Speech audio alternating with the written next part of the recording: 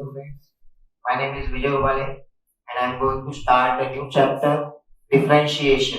आज हम लोग differentiation start करने वाले हैं और differentiation है क्या उससे पहले हम जान लेते हैं कि ये कहाँ से है।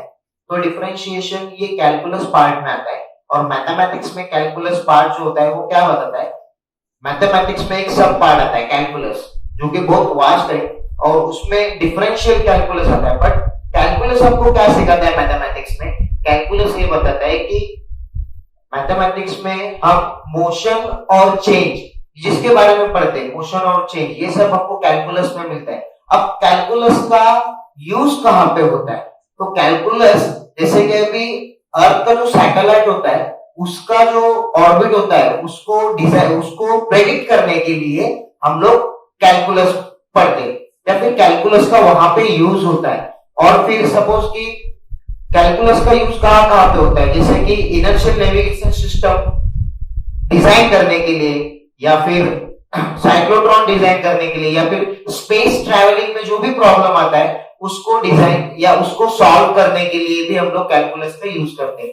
अब कैलकुलस में डिफरेंशिएशन आता है तो हम लोग उसको बोलते हैं डिफरेंशियल कैलकुलस। अब डिफरेंशियल कैलकुलस होता क्या है, तो डिफरेंशियल कैलकुलस में भी हम सेम चीज स्टडी करते हैं कि द रेट ऑफ चेंज, मतलब रेट ऑफ चेंज क्या है, किसी भी ऑब्जेक्ट का इंस्टेंटेनियस चेंज होना, मतलब पॉइंट पे चेंज होना, ये हम लोग डिफरेंशियल कैलकुलस में पढ़ते हैं। अब रेट ऑफ चेंज क्या बताता है, सपोज अभी डिफरेंशिएशन है क्या, differentiation is the process of finding derivative, मतलब डिफरेंशिएशन एक प्रोसेस है जो डेरिवेटिव फाइंड आउट करता है। डेरिवेटिव है क्या, डिफरेंशियल कैलकुलस में डेरिवेटिव होता क्या है, तो डेरिवेटिव क्या होता है चेक करते हैं हम लोग। In derivative we mainly deal with the rate of change of dependent variable, ये बहुत इंपॉर्टेंट है, dependent variable with respect to one or more independent variable, with respect to one or more independent variables। मतलब क्या है कि किसी एक variable के चेंज होने से दूसरे के ऊपर इफेक्ट पड़ता है, तो जो चेंज होता है स्टार्टिंग में उसको हम लोग बोलते हैं इंडिपेंडेंट वेरिएबल,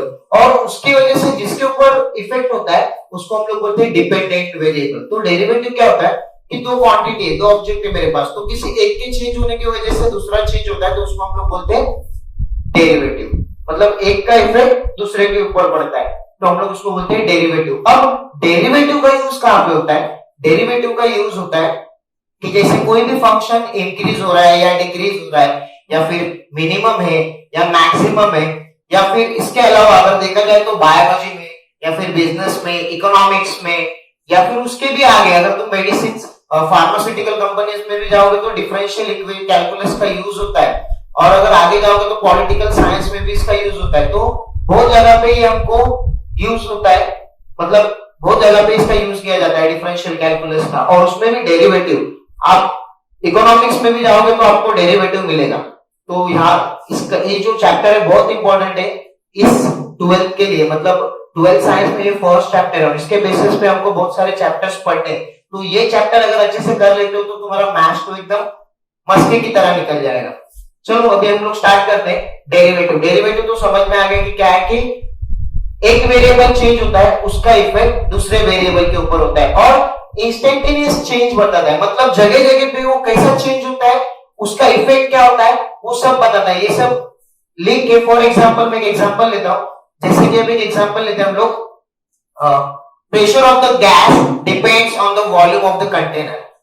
तो मतलब प्रेशर जो होता है गैस का वो कंटेनर के वॉल्यूम के ऊपर डिपेंड होता है। अगर सपोज वॉल्यूम तुम कम करोगे तो प्रेशर बढ़ेगा, अगर वॉल्यूम तुम थोड़ा रिलीज करोगे या फिर थोड़ा बढ़ाओगे तो क्या हो जाएगा, प्रेशर कम होगा। मतलब यहाँ पे डिपेंड कौन है, तो प्रेशर डिपेंड है, किसके ऊपर डिपेंड है, तो वॉल्यूम के ऊपर। ऐसे बहुत सारी चीजें एक दूसरे के ऊपर डिपेंड होते हैं। वहां पे हम लोग द रेट ऑफ चेंज, मतलब इंस्टेंटेनियस चेंज हम लोग फाइंड आउट करते हैं तो उसको हम लोग बोलते हैं डेरिवेटिव। अब डेरिवेटिव चैप्टर में 11th में हमने पढ़ा है, 11th में एक चैप्टर डेरिवेटिव, उसमें भी यही बताया फर्स्ट प्रिंसिपल ऑफ डेरिवेटिव। अब ये फर्स्ट प्रिंसिपल ऑफ डेरिवेटिव है क्या, तो ये है f dash of x is equal to limit f of x plus h minus f of x by h at h tends to 0। अब ये आया कहां से, एक्चुअल में इसका मीनिंग क्या है, एक्चुअल ये है स्लोप ऑफ लाइन या slope of curve, slope of a tangent to the curve. तो अभी ये स्लोप मतलब ये फॉर्मूला जनरेट कैसे हुआ, तो इसका जनरलाइजेशन हम लोग एक शॉर्टकट में देख लेते क्या है। तो सपोज मेरे पास एक ग्राफ है, किसी फंक्शन का ग्राफ है, मतलब कोई भी एक कर्व है, मैं एक कर्व लेता हूं यहां पे, और मुझे सपोज एक कर्व है y is equal to F of X, और इस कर्व पे मुझे कहीं पे भी किसी भी पॉइंट पे टेंजेंट ड्रॉ करना है और उसका स्लोप देखना है क्या है। तो टेंजेंट ड्रॉ करने के लिए या फिर इसका स्लोप, टेंजेंट का स्लोप फाइंड आउट करने के लिए मैं इस कर्व पे नॉर्मली हम लोग स्लोप कैसे फाइंड आउट करते हैं। सपोज मेरे पास अगर कोई स्ट्रेट लाइन है, स्ट्रेट लाइन, तो इसका स्लोप कैसे फाइंड आउट करोगे। स्लोप फाइंड आउट करने के लिए मुझे 2 पॉइंट सिलेक्ट करना पड़ता है, उसको बोलते हैं 2 पॉइंट फॉर्म ऑफ स्लोप। कोई भी 2 पॉइंट, अगर ये दोनों पॉइंट से तुम क्या कर सकते हो, स्लोप फाइंड आउट कर सकते हो, कहीं पे भी ले लो 2 पॉइंट। तो स्ट्रेट लाइन में क्या होता है, स्लोप तुम किसी भी 2 पॉइंट से फाइंड आउट कर सकते हो। तो वो क्या होता है, स्लोप किसी भी 2 पॉइंट पे सेम आएगा, क्योंकि वो स्ट्रेट लाइन है और ये जो ट्रायंगल बन रहे हैं ना वो सिमिलर ट्रायंगल से, इसलिए इस लाइन का स्लोप किसी भी पॉइंट पे सेम आएगा। बट अगर कर्व होगा, कर्व होगा तो प्रॉब्लम क्या है, कर्व होगा तो सपोज मैं इस कर्व पे 2 पॉइंट लेता हूं, 2 पॉइंट लेता हूं और उसमें से एक लाइन ड्रॉ करता हूं, एक लाइन ड्रॉ किया, राइट। सपोज मैं इसको बोलता हूं P and this is Q, x axis, vertically जो है वो y एक्सिस है। अब यहां पे सपोज मेरा ये जो पॉइंट है ना, मैं इसको x कंसीडर करता हूं, x, और ये जो पॉइंट है ना इसको मैं सपोज ये x है और ये डिस्टेंस को मैं h कंसीडर करता हूं, h, इतना डिस्टेंस।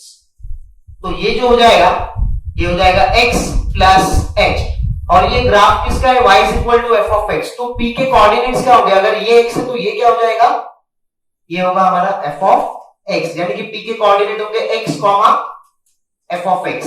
सिमिलरली q के कोऑर्डिनेट्स क्या होंगे, तो इधर पे हम लोग चेक करते हैं, ये जो पॉइंट होगा ये होगा F of x plus h।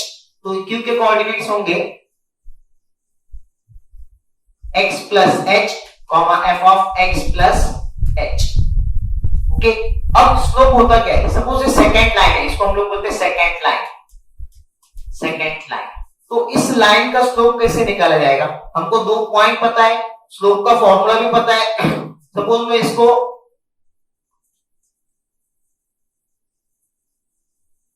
यहां पे ज्वाइन करता हूं। अब देखो स्लोप एक्चुअली होता क्या है, स्लोप मीनिंग, स्लोप का मीनिंग क्या है, तो देखो हम लोग देखते हैं यहां पे slope is equal to the ratio between rise and run, rise and run, the ratio between rise and run. Slope is nothing but the ratio between rise and run. But अब ये जो डिस्टेंस है इसको हम लोग क्या बोल सकते हैं, इसको हम लोग बोल सकते हैं कि चेंज इन x, मतलब x में चेंज हुआ है, कितना चेंज हुआ है, तो x plus h, change in x, x plus h minus x, x plus h minus x, that is delta x। इसको हम लोग क्या बोल सकते हैं, डेल्टा x। और ये जो राइज हुआ है इसको हम लोग बोल सकते हैं डेल्टा y। डेल्टा ये ग्रीक लेटर है, ये क्या शो करता है, चेंज शो करता है, चेंज। तो डेल्टा x मतलब change in x, delta y मतलब चेंज इन y। तो क्या हो जाएगा यहाँ पे, rise is delta y by delta x। लेकिन हमारे पास 2 पॉइंट है, तो हम लोग स्लोप कैसे फाइंड आउट करते हैं, स्लोप हम लोग फाइंड आउट करते हैं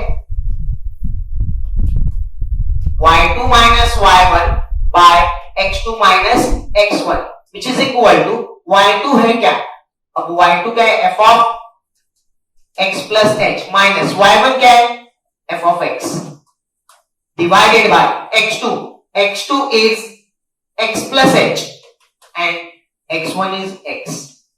सो यहां से x x कैंसिल, तो क्या बचा इधर पे, f of x plus h minus f of x divided by h। अब यहां पे इतना तो समझ में आया, बट ये लिमिट कहां से आया, लिमिट ये जो लिमिट x टेंड्स टू 0। तो अभी मैं क्या करता हूं, ये जो पॉइंट है ना, यहां पे जो पॉइंट दिखाया है, इस पॉइंट को मैं इस पॉइंट को मैं इस पॉइंट के क्लोज लेके आता हूं, मतलब इसको ऐसा स्लाइड करोगे मैं जब तुम देखो, मैं बताता हूं तुमको यहां पे, इसको जब तुम इधर से स्लाइड करोगे ना तो ये पॉइंट इसके क्लोज आएगा। तो कितना क्लोज लेके आना है, उतना क्लोज लेके आना है कि यहां पे लाइन ड्रॉ हो जाए, और वो लाइन कैसे लगना चाहिए, tangent to the curve, tangent to the curve, मतलब वो जो पॉइंट है ना वो जो पॉइंट है वो इसके क्लोज आना चाहिए, किसके, एक्स के, इतना क्लोज आना चाहिए कि वो लगना चाहिए कि उसके ऊपर ओवरलैप हुआ है, बट ऐसा होता नहीं है, ऐसा अपने को करना नहीं। तो देखो यहाँ पे ये जो h है, अब यहाँ पे जो x प्लस एच है, मतलब ये डिस्टेंस जो है h को क्या करना है, इसके क्लोज लेके आना है, कितना close, as h tends to 0, मतलब 0 के लेवल पे उसको लेके आना है, इतना क्लोज उसको लेके आना है। तो क्या होता है, इतना क्लोज उसको लेके आएंगे तो क्या होगा, डेल्टा x में कितना चेंज होगा, बहुत स्मॉल चेंज होगा, मतलब 0 के बराबर, इसलिए हम लोग क्या करते हैं, इसमें लिमिट ऐड करते हैं। तो ये क्या हो जाएगा, slope is equal to limit f of x plus h, यहां पे फिर से लिखते हैं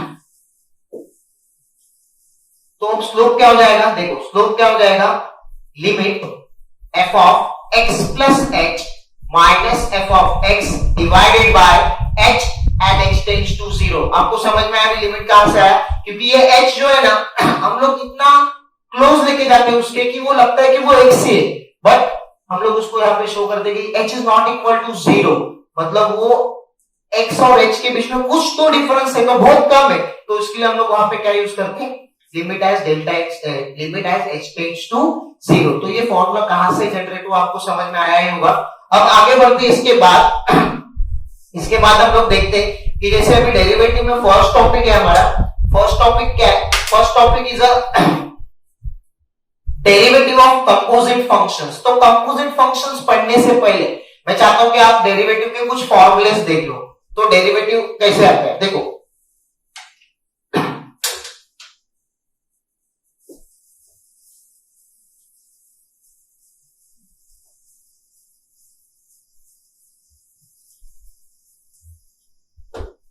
ओके, तो standard form of the derivative, मतलब कुछ स्टैंडर्ड फंक्शंस के डेरिवेटिव कैसे होते हैं, देखो डेरिवेटिव ऑफ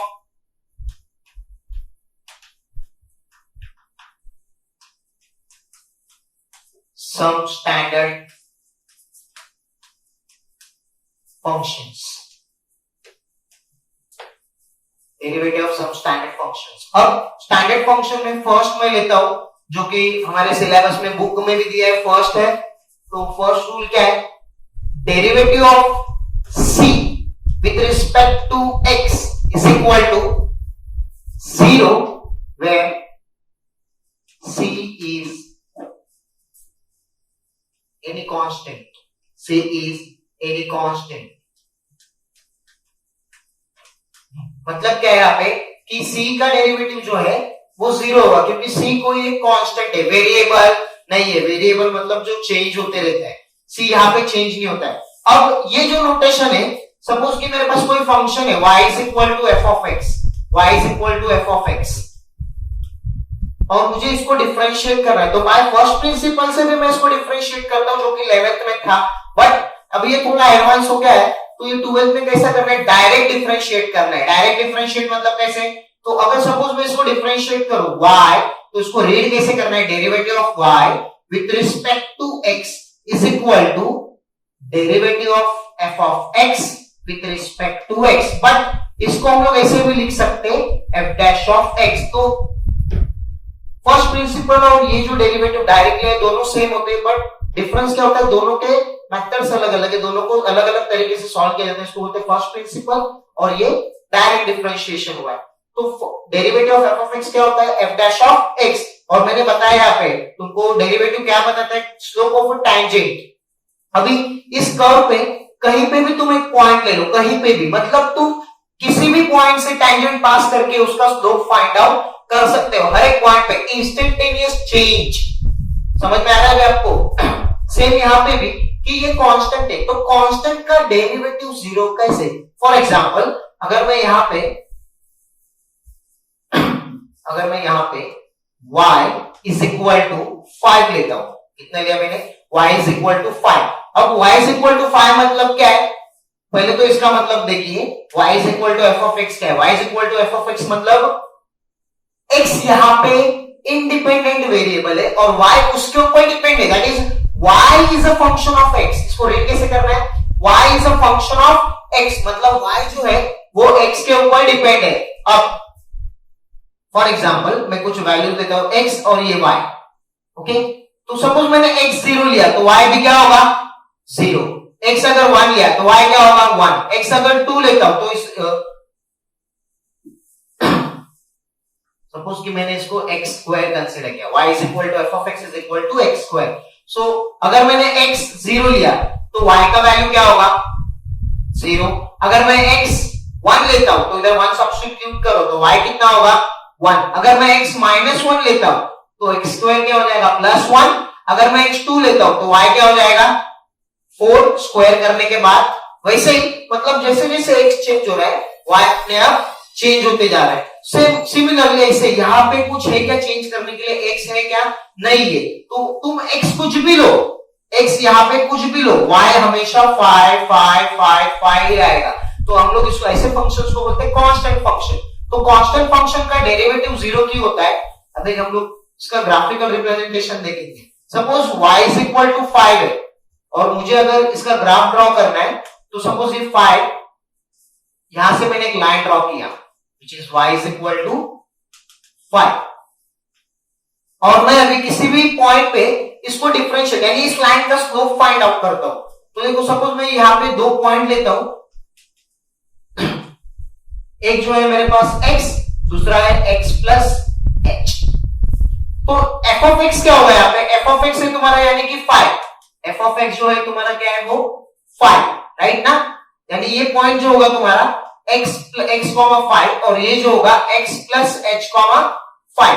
अब बाय फर्स्ट प्रिंसिपल से अगर इसको सॉल्व करेंगे तो स्लोप का फॉर्मूला क्या है, slope is equal to y2 minus y1 by x2 minus x1 is equal to, तो y2 कितना है 5, y1 कितना है 5 divided by x plus h minus x2 minus x1 तो कितना आया 0 divided by h which is 0।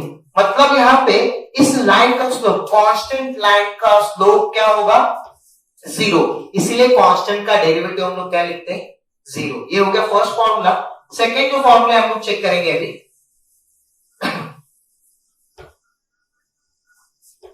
Second derivative of x raise to n with respect to x, derivative of x raise to n with respect to x, इसको हम लोग बोलते हैं power function. अब power negative भी हो सकते हैं, पॉजिटिव भी हो सकते हैं, फ्रैक्शनल में भी हो सकते हैं। तो मैं डायरेक्ट में तीनों एक साथ तुमको बता देता हूं कि positive index, negative index and rational index. तो अगर ऐसा फंक्शन होगा डेरिवेटिव ऑफ पावर फंक्शन, इसको हम लोग बोलते हैं पावर फंक्शन।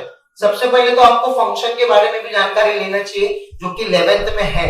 तो आगे बढ़ते हैं हम लोग अभी, derivative of x raise to n, इसको बोलते हैं पावर फंक्शन। तो पावर फंक्शन का डेरिवेटिव कैसे लिया जाता है, n x raise to n minus 1, n x raise to n minus 1 मतलब जो भी पावर होगा उसको क्या करना है वेरिएबल के आगे लेना है और उसमें से एक इंडेक्स कम करना है, पावर चाहे नेगेटिव हो, पॉजिटिव हो या फ्रैक्शन में हो। फॉर एग्जांपल एक एग्जांपल लेते हैं, suppose y is equal to x raise to 4, ये पावर फंक्शन है, y is equal to x raise to 4। So y is equal to x raise to 4, तो इसका डेरिवेटिव कैसे लिखना है, पहले तो हम लोग को ये वर्ड में लिखना है, differentiate y with respect to x, मतलब जैसे जैसे x चेंज होगा तो y कितने फास्ट चेंज हो रहा है वो बताता है।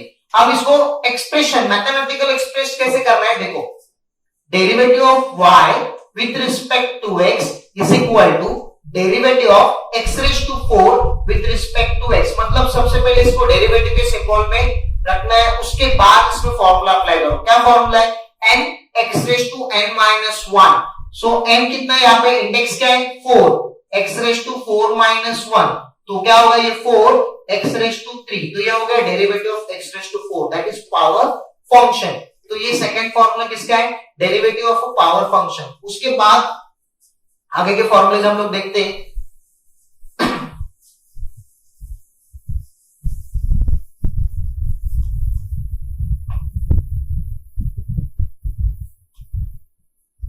मैं आपको अभी डायरेक्ट फॉर्मूले देता हूं, एक्सप्लेन करना रहेगा तो देखेंगे हम लोग।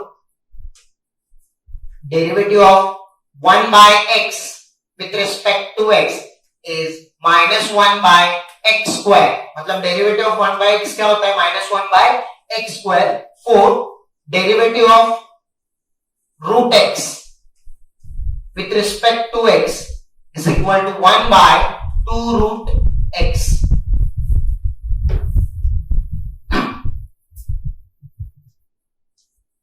Derivative of log x with respect to x is 1 by x. Next, derivative of a raised to x with respect to x is a raised to x log a. Derivative of e raised to x with respect to x is e raised to x. e raised to x का derivative same होता है e raised to x. Next, derivative of sin x. Trigonometry का differentiation कैसे करते हैं? Derivative of sin x is equal to cos x and derivative of cos x with respect to x is equal to minus sin x. Next, derivative of tan x with respect to x is equal to sec square x. Derivative of sec x with respect to x, sec x into tan x. ये sec x का derivative है. Derivative of cot x with respect to x is minus cosec square x. Next, derivative of cosec x with respect to x is equal to minus cosec x into cot x. तो ये derivative के standard functions के कुछ फॉर्मूले। अब इसमें देखो cos, ये जो cos है इसमें co एंड cot में भी co आया यहाँ पे, cosec में co। तो इन तीनों का जहां पे co वाले आता है तो समझ लेंगे कि वहां पे उसका डेरिवेटिव क्या होगा? नेगेटिव होगा। तो ये कुछ डेरिवेटिव के स्टैंडर्ड फंक्शंस के फॉर्मूले, मतलब ये तुमको पूरे चैप्टर में यूज होने वाले हैं और जो टॉपिक्स है हमारे वो इसके बाद है।